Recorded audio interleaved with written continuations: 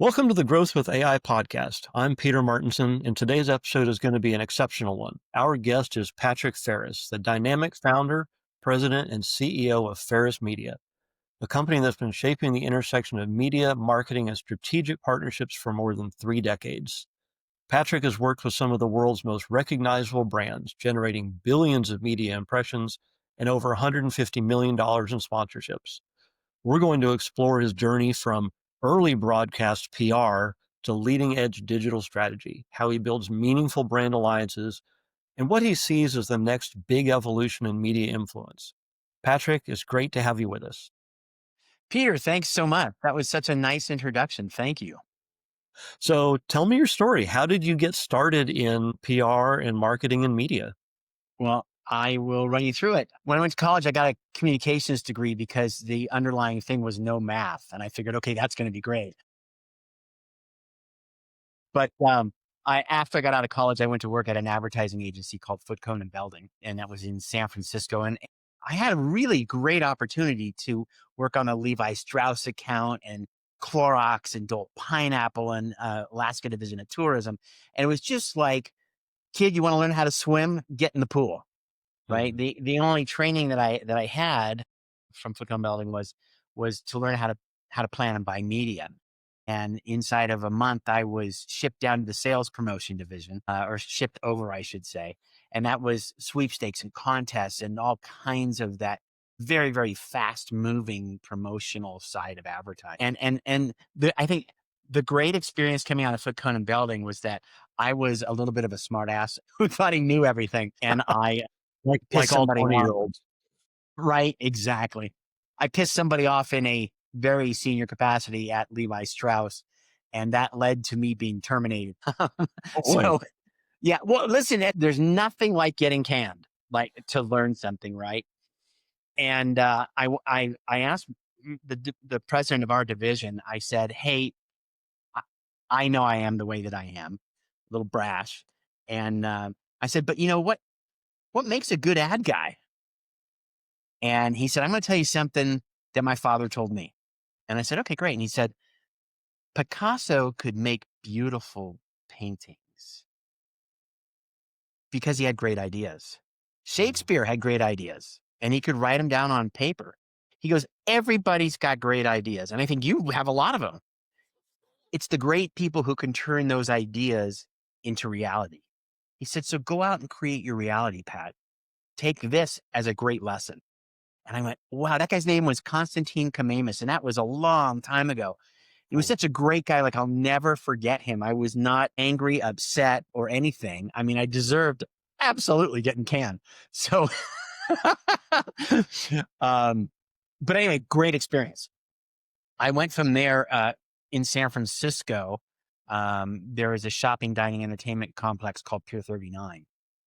And it's, it's huge and it's right on the water and it has, the tour boats, so, going into the Golden Gate Bridge and around Alcatraz and the helicopters and all the attractions. And so the job that I got there actually came from a family friend, right? It's part of your success is who you know, right? And so I got this job to the director of marketing for an attraction. They were called the San Francisco Experience. And we did some really great things. Like we really increased attraction revenue.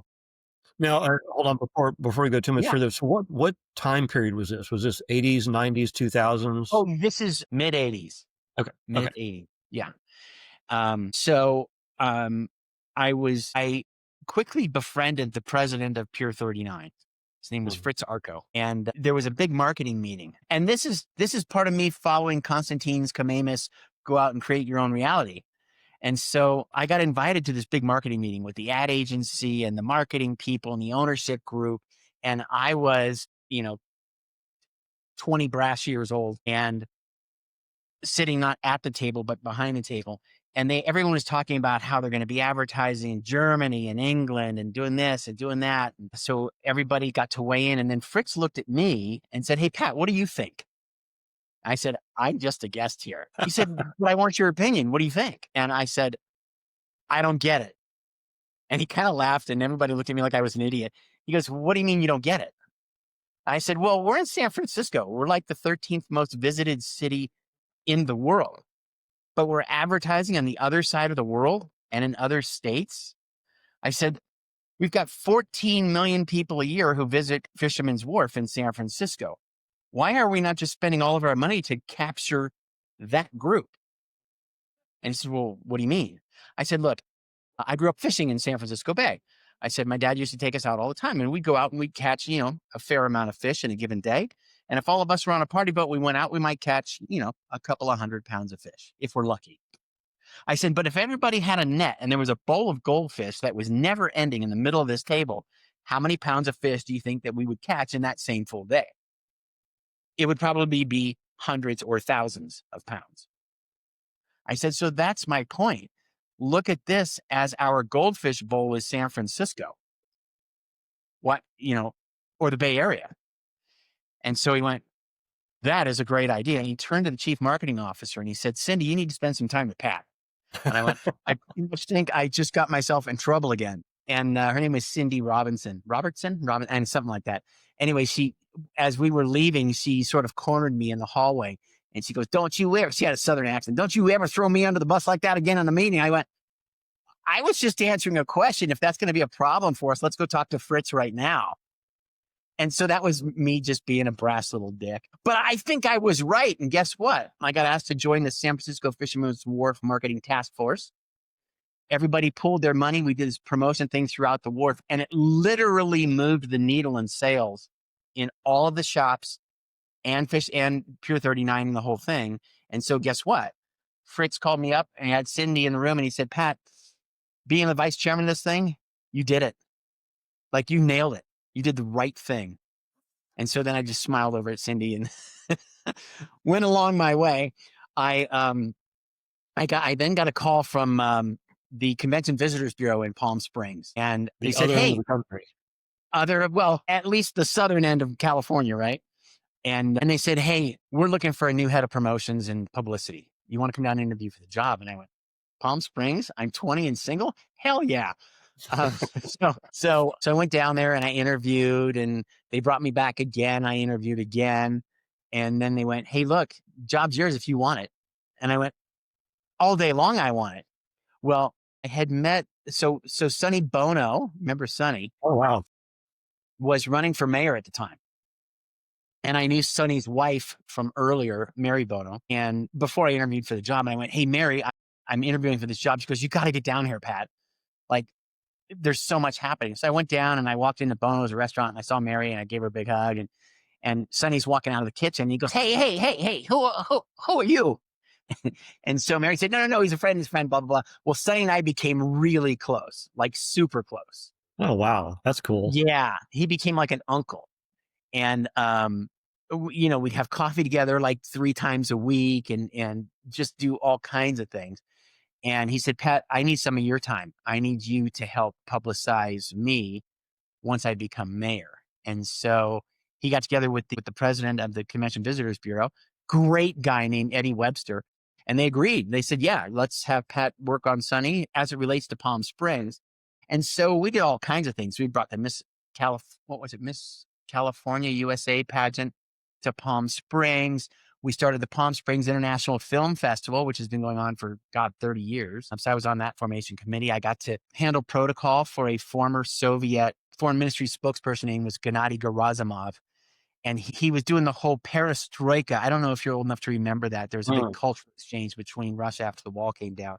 Yep. And I remember sitting with him and my sort of escort / KGB person watching, making sure I'm not doing something stupid. And so I got to help him write a speech whilst drinking red peppered vodka with a Russian, which don't ever do that. It will hurt you in the morning. But I remember walking down a back hall at the convention center before he went to give a big press conference. And he looked at me, he said, "Patrick, do you like your job?"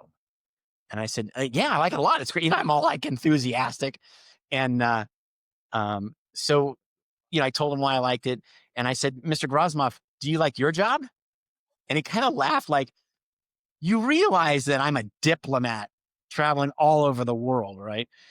That was his first look. And then he kind of laughed and he looked at me and he said, "I will tell you after a press conference."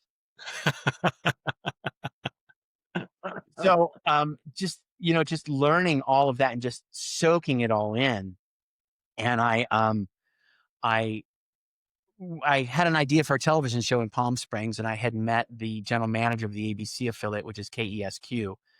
Um, and um, I said, "Hey, Scott, I got an idea." His name was Scott. Oh my God, I can't believe I can't remember his last name. Anyway, another really nice guy, another person kind of helping me, lifting me up along the way and goes, "Oh, what's your idea?" And it was kind of a lifestyles report once a week. And so we got it on the air. And then I got a call from Dimension Cable that said, "Hey, we want you to host a nighttime entertainment show." So I'm going all the time. Like I got my daytime job, I got my nighttime gigs, and I got a call from Group W, you probably remember Westinghouse. Uh-huh. And they called and said, "Hey, we're going to do a show in Monte Carlo called Prince Rainier's Royal Pro Celebrity Golf and Tennis Classic. Would you like to be a co-host?" And I went, "Yeah!" So I got to go to Monte Carlo and interview all the 80s stars. I mean, it was just really, really cool. Got to meet with Prince Albert. They introduced him to me. The woman who was co-hosting with me said, "Hey, you got to meet Prince Albert. Call me HRH." And I went, huh? He goes, "It stands for His Royal Highness." And I went, "Oh, okay." He goes, "But if it's just us, like if we're just hanging out, you can call me Albert. But if not, if there's anybody else around, you got to be formal." And I went, "Okay, I get it." So I went to a party that night at what they called a sporting club, and it was rich kids playing. And I got to be part of that. It was crazy. Anyway, so I learned all that stuff. And I had a friend at Disneyland who was the head of their broadcast PR division. And I met him through a fundraiser thing. And he said, "Hey, man, you want to start a company?" And I went, "Yeah, let's do it." And so we started one of the first broadcast public relations agencies in the country. And it's where you go out and you shoot news, um, and then alert television stations around the country that you've got this news. It's paid for by the company, but you shoot it, you distribute it via satellite. Now it's done a different way. But we grew very fast. We were the second most viewed broadcast PR agency in the world. We were behind this little company in Italy called the Vatican in terms of rankings, but it was great. It was great. I had that for 5 years with a partner. I bought my partner out. I went and talked to some well-heeled friends of mine. I said, "Hey, I'm looking to raise a little money. I want to grow this. I want to start building these new things that are called websites." So it was like, Web 1.0. Then we started an online news service and did all of that. I got the money. I sold the company 5 years later. And during that time, we had done the broadcast PR for most of the grand openings of the casinos during the 90s in Las Vegas. So any television coverage you saw most likely came from us. There was only a couple of openings that we didn't do. So we became really well known in the tourism industry. Um, and so when I sold the agency, I got a call from the people in Las Vegas who were going to develop the Las Vegas monorail. And they said, "Hey, you want to join the team?" I go, "I don't know. What does that mean? You want me to do PR or something?" They said, "No, Pat, we're actually looking to you to come up with some ideas to get a triple A bond rating, which is what you need to get insurance on a bond. Um, we need to close the gap. We're about $6.5 million short on our revenue projections." And I said, "Well, that's pretty simple. If you're going to move 20 million people a year around the most visited city in the world, and you've got them captive on a monorail, on monorail stations and trains, you've got one of the most valuable experiential marketing platforms on the planet." And they went, "Okay, great. Can you go write an investment grade advertising revenue study for that?" I went, "Yes, I can." I had no idea what that was. So I got together with one of the partners. We wrote a plan. I presented it to Solomon Smith Barney, who were the lead underwriters for the bond. And they went, "Wow, this is great. Can you go on the road show with us?" And I went, "What's in it for me?" And they told me, and I went, "Yeah, I'm all in." So I got to go on a road show. We raised $650 million in about 10 days. And then I sold $100 million of sponsorships on it. So that worked. Yeah, it worked out pretty well. If you're not an idiot and you sell $100 million worth of sponsorships, you can take a breath. You know, take a minute and go, okay, what do I want to do in the next chapter of my life? And so I, you know, I had saved a couple of pennies and I went, I'm going to take some time off. I'm just like going to relax. And my wife thought I was crazy. And she goes, yeah, that'll last about a week. And so we were our across the street neighbors. Do you know the band Linkin Park? Yeah. So one of the members of Linkin Park lived across the street from us, and we were playing ping pong at my house and eating fish tacos, having a couple of beers. And he goes, "What are you going to do now?" And I went, "No. Maybe sell some sponsorships. I just haven't decided." And so he goes, "Well, who are you going to sell sponsorships to?" And I went, "I don't know. I've got a lot of clients, so I'll figure it out." And so a couple more beers go by, and I go, "Hey, Dave, why don't I sell a sponsorship for you guys for Lincoln Park?" And he goes, "Yeah, man, we're Lincoln Park. We don't do that." Another couple of beers goes by and he goes, "What are you thinking?" And I said, "I don't know, cell phone company, car company, Monster Energy." He goes, "Monster, we all drink Monster." And I went, "Oh, good. That's a phone call." And he goes, "Really?" I said, "Yeah, that's one phone call for me." And he goes, "Well, let me talk to the guys." Talks to the guys. He calls me the next morning early. Rock stars don't get up early in the morning. They didn't go to bed that night. Yeah, right. And so he called and goes, "Hey, I talked to the guys. They said, yeah, go ahead, set it up." So I made the phone call. I called the president and I said, "Hey, Mark," his name was Mark Hall. And I said, "Hey, Mark, what do you think about Lincoln Park?" And he goes, "I love him. Get him in here." And I went, "Okay." So 2 days later, I was in there with the band. We made a multi-million-dollar sponsorship deal. And I went, "Wow, I should do more of this." Then I got a call from Lincoln Park's manager that said, "Hey, we also represent Slash. You want to do something with Slash?" So I did some stuff with Slash and with Fergie and it kind of went on from there. Then I finally went, "Yeah, I need something new now." So I created a social media agency. And this is probably in the year 2010, maybe 2008, something like that. Started a social media agency. We did work for Harrah's and General Motors and startup brands and all kinds of things. And it was the early days of social media. And so the company was quite successful. And listen, it's not, I mean, I'm making it sound like it's easy and fun. It's not, right? It's hard. You got to work your butt off. But I don't even know how we're doing on time here. I'm like going on. So the social media agency was fun. We were working with the company that owns Cuervo Tequila, Mhm. which is called Dobel Tequila or Dobel Spirits. And so Dobel Tequila, part of the parent company, I forget what it's called now. And they said, "Hey, you know anything about bloggers?" And again, I went, "Of course, what do you need?" And so I called a few friends that I knew that were kind of entering the space. We bought a big database of bloggers, did a campaign. Now remember, this is blogs at the time. It wasn't all social channel creators. So we did a couple of campaigns. They were super successful.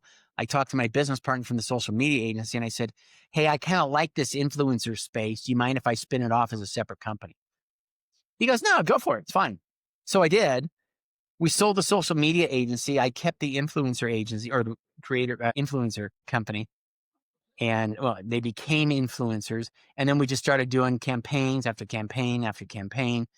And we did that for 11 years, 12 years. And so last year, I sort of exited the space. It was getting too commoditized. And I'm not a big fan of working with Hollywood agents. And I'm really not. So I just went, yeah, I'm just going to start consulting. I'm just going to break away from everything I've done. And now I've got, 30 plus years of experience touching pretty much all aspects of marketing as the umbrella of which advertising is part of that. And then, then you've got your socials and your sponsorships and your experiential marketing and all those other things. And so, I started consulting for a bunch of different companies, usually project based. And now I am working on a couple of big projects. One, we're developing a veterans community outside of Las Vegas, which is cool. So I'm kind of in the real estate side of it, but I'm the partner who knows more about government relations and investor relations and publicity. There's another real estate project. I met a super amazing guy. His name is James Prendamano and he owns a company called Pre-Real Investments. He bought thousands and thousands and thousands of acres in southern New Mexico in an area called Sierra County. On it was a golf course that he put millions of dollars into. And he bought shopping centers and hotels and gas stations and homes and all sorts of things. And he's really creating a whole new economy in southern New Mexico. In Sierra County, there's a little town down there called Truth or Consequences. And, there's a lake like the old radio show, right? That's the name of the town? Yeah, it used to be called Hot Springs, New Mexico, and there was a radio promotion in the 50s, and they said, "Hey, whatever city's willing to change their name to Truth or Consequences, we'll do this whole big promotion and bring the show down there." And they did. They literally changed their name. So now I'm working with James and an amazing team of really bright people to create a whole new economy in southern New Mexico. And it's been amazing. We just produced, I should say, hosted the New Mexico Open, which is part of PGA of America golf, Mhm.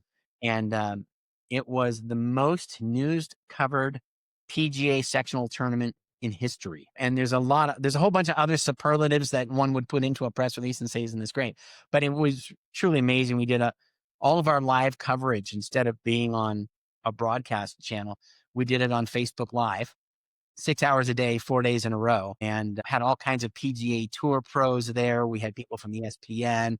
It was just an amazing program. The tournament was great. The media coverage was just epic. So we made 11 million media impressions in 4 days. Wow. Yeah. So that is my world now. I have come sort of full circle from being that brash kid to now hopefully doing bigger things that actually help people like veterans, or lifting up a community like Sierra County, and being able to use my, I guess, expertise to make the world a better place. I know that sounds kind of corny and people say that, but I really believe it. That's awesome. Well, it sounds like you are. Well, we'll see. The story's not over yet. So, so over your extensive history, because you've covered a lot of ground there in 3 decades, you've seen a lot of changes in technology. Starting off with print and cameras that used film, and then into digital, and so now the big change is artificial intelligence. Yeah. You've used all these other tools as you've gone along in your career. What are you, if anything, are you doing with artificial intelligence? I am a big studier of Okay. artificial intelligence.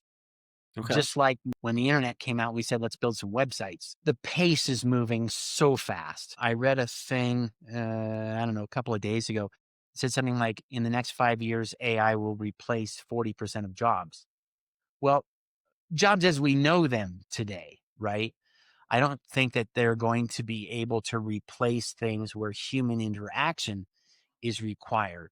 But when we're looking at things like manufacturing jobs and robots and quantum computing and all those things coming together, it'll change the world for sure.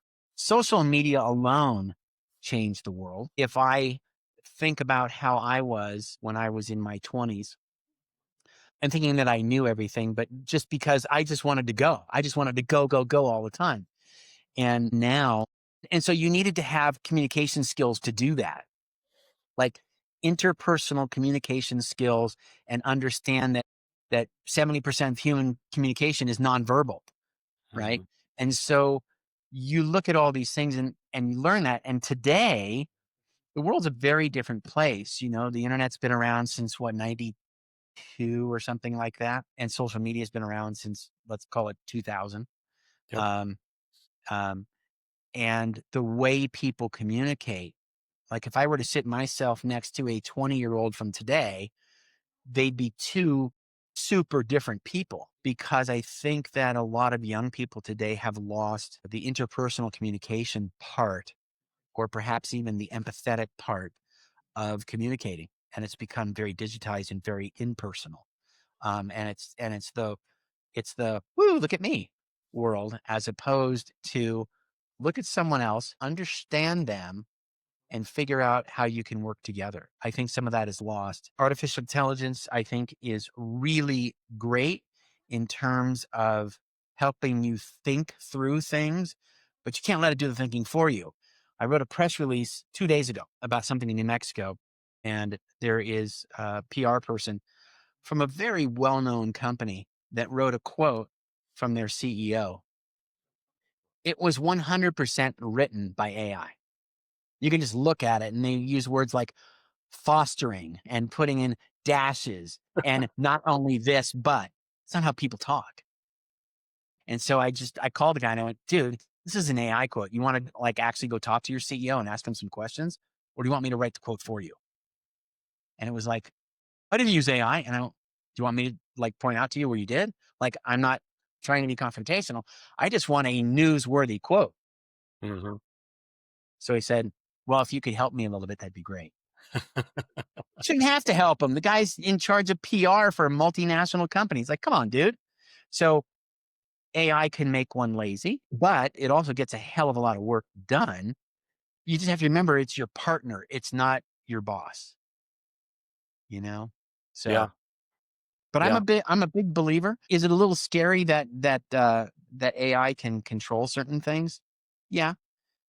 Do I feel that current thought leaders are concerned about that? Yes, but I think that not to the extent of sacrificing net profits. So it's going to be very interesting, I think, what happens during the next 5 and 10 years to see what evolves. But Mhm. it's an exciting time too, and I think people should try to embrace it as much as possible. Yeah. Yeah. You know, I hear the phrase, you know, we live in wild times and it's like the Wild West out there. But I've been hearing that ever since the internet took off back when I was in college back in the 90s. That this is the Yeah, wild. Who knows what's coming next? And a lot of the doomsayers back then were proven to be wrong over time. And I think that but it'll be interesting to see because, like you said, the change, the pace of change with AI is just so fast. Um, staggering. but yeah, so so you know, it sounds like you've got a huge here's an anachronism, a huge Rolodex of people that you know and you can call. So you're probably not out doing a lot of cold calling and stuff. But you know, what are the biggest challenges that you're facing in the current you know media marketing PR market, and how are those affecting you? So you're right. I'm not out hunting for business these days. But when I was running the influencer marketing agency, we were shooting out emails every day. I tried the LinkedIn thing. I worked with email providers. I did everything. I'm not kidding you. I'll get 8 to 10 inquiries a day for people wanting to generate leads for me. Mm-hmm. And I wrote this one-page document that asked a bunch of questions and I would send them to people and I wouldn't get responses. It's like they didn't want to answer it. When I send stuff back or when I get emails and I ping back, because I look at it and I can look at it and I've used AI enough, I think, to say that's AI written. This is bullshit. So I'll ping back and ask AI a question that's very human and you'll get the exact same answer back. Yeah. Right. And so you just go, okay, well, I'm not going to do that. I think just because I'm a personal touch guy and yeah, man, there's a lot of white hair. Well, ditto. Right. So I think that there is still, let's see. I mean, how do I answer your question? Is your question, how do people get more business?